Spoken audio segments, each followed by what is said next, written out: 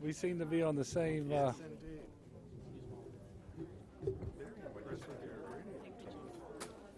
Where are you? Oh, Yes, indeed. Mr. Broadwater. Okay. This doesn't work for me so well. Okay.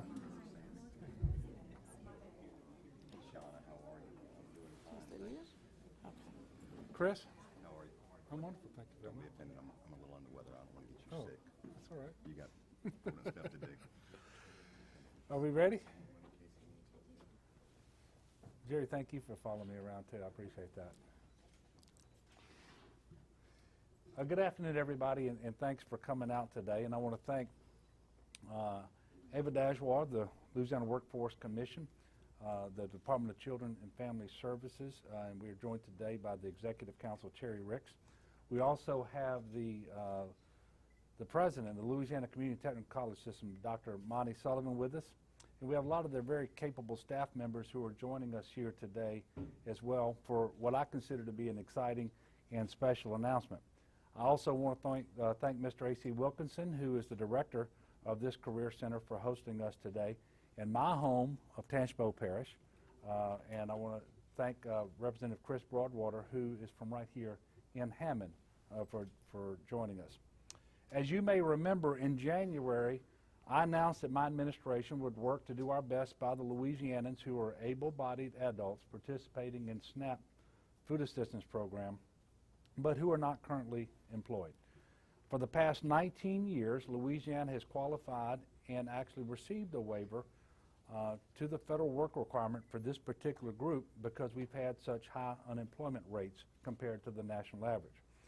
All of my predecessors continued to request this waiver, including Governor Jindal, who did so all 8 years of his administration, until such time as he was 3 months from leaving office, and he decided not to request it for my administration's first year. But as I promised back in December, I remain committed to finding a real solution, a real way forward to help put more people to work without at the same time blindly refusing to request the waiver and resulting in some of our citizens losing access to what amounts to be less than $50 a week in food assistance that is sorely needed. So today, I'm announcing that with this executive order that I'll sign in a few moments, we will require able-bodied adults without dependents, and they're called ABODs. I struggle with that, but we call them ABODs in the federal program who participate in SNAP. They're going to be required to participate in person at Louisiana Workforce Commission Business and Career Solution Centers around the state and actively engage with these programs in skills and job training in order to continue to receive their SNAP food assistance. This will apply to adults who qualify for SNAP who are 18 to 49 years old, who are not pregnant or disabled, and who do not live in a home receiving SNAP benefits where the child is under the age of 18. This will be a new partnership connecting the Department of Children and Family Services, the Louisiana Workforce Commission, and the Louisiana Community Technical College System to deliver personal assistance, meeting each ABOD SNAP recipient where they are for skills assessment and training, and then connecting them with jobs.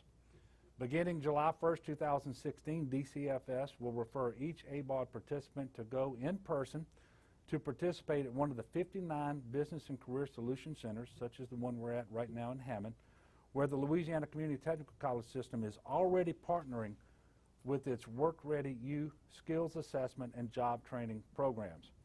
A counselor will meet each person, assess his or her skills, and help them with training and resume building and connect them to a job when they are ready. As long as the ABOD participants continue to engage in the programs at these career centers, they will stay in compliance with the Department of Children and Family Services. DCFS and the Louisiana Workforce Commission will communicate and recognize good cause exceptions where there are people genuinely trying to comply but who are facing difficulty with transportation or other hurdles. We already know, and this is the exciting part, we already know that these career centers are successful. In the year ending September 2015, these career centers helped to place more than 116,000 new hires in Louisiana jobs. In fact, I'm pleased to welcome Ms. Leslie Holmes here today. She's standing right beside me, who is a graduate of this center, the Tangipahoa Business and Career Solutions Center. Ms. Holmes was unemployed and participated in SNAP and came here in 2013.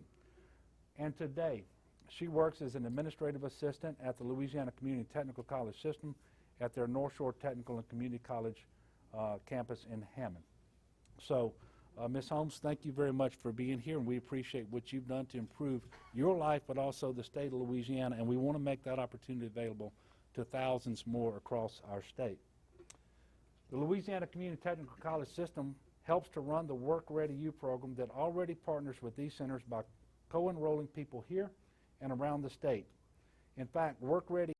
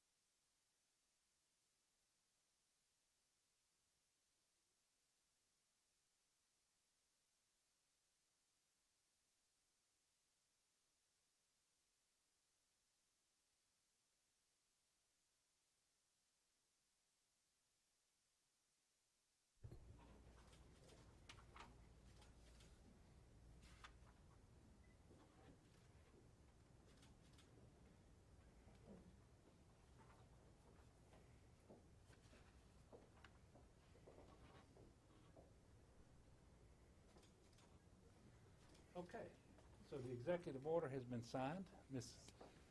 Ava, if you would, come on up. Thank you, Governor. Thank you all. Thank you so much, Leslie. Thank you all. We are very excited about this opportunity. I'd first like to recognize Brian Moore, our Director of Office of Workforce Development.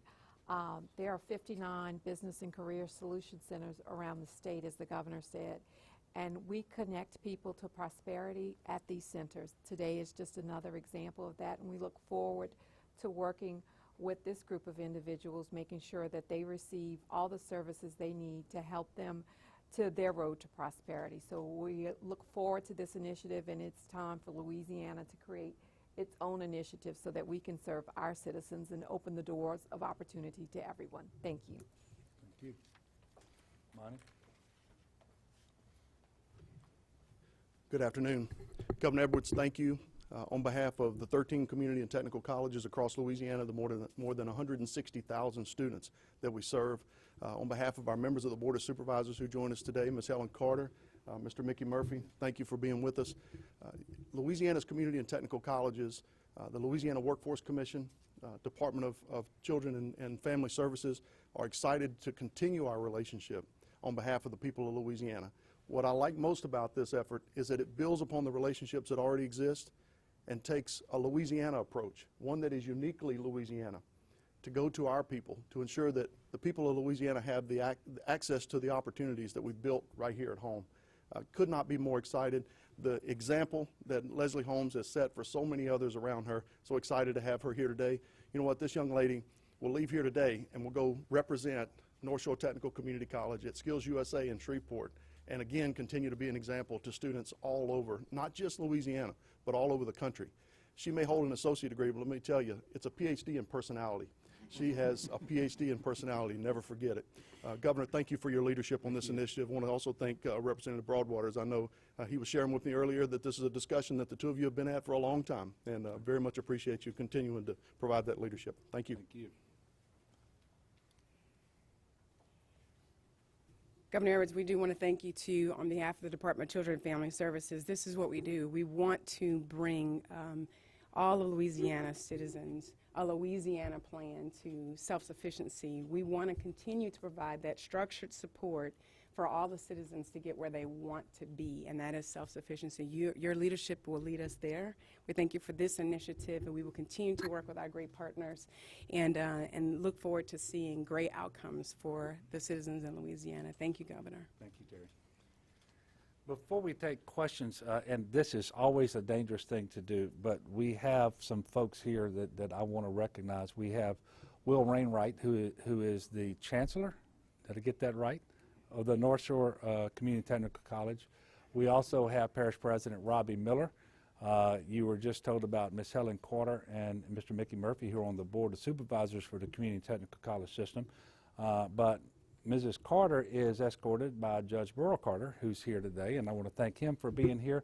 And I know we have probably a lot of other folks that I should recognize, but I want to thank all the people for coming out here today, because this truly is important. It's historic.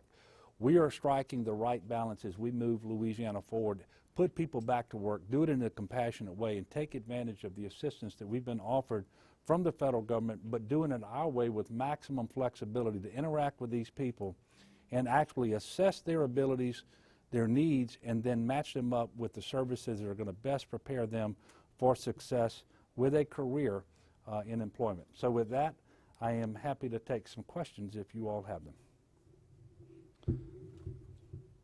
Governor, I have a question.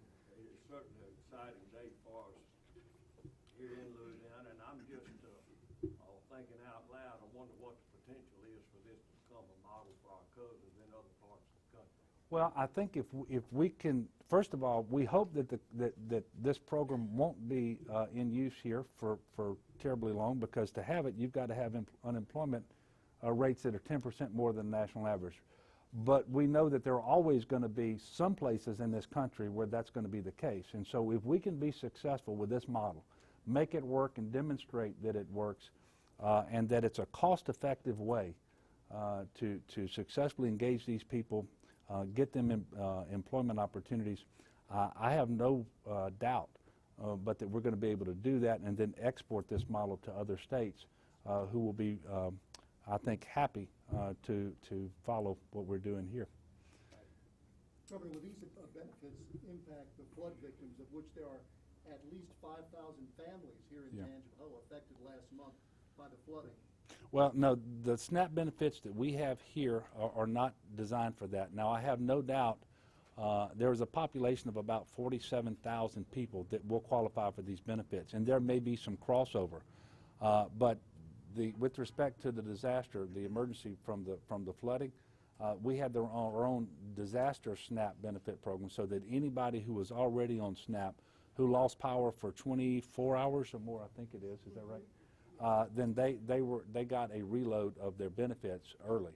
So that was available to them with respect to SNAP. But this is not a program targeted for victims of the storm who are not otherwise eligible for the program.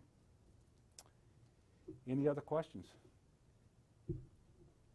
All right. Well, look, thank y'all so much for coming. I appreciate it. Thank you, Mr. Ray.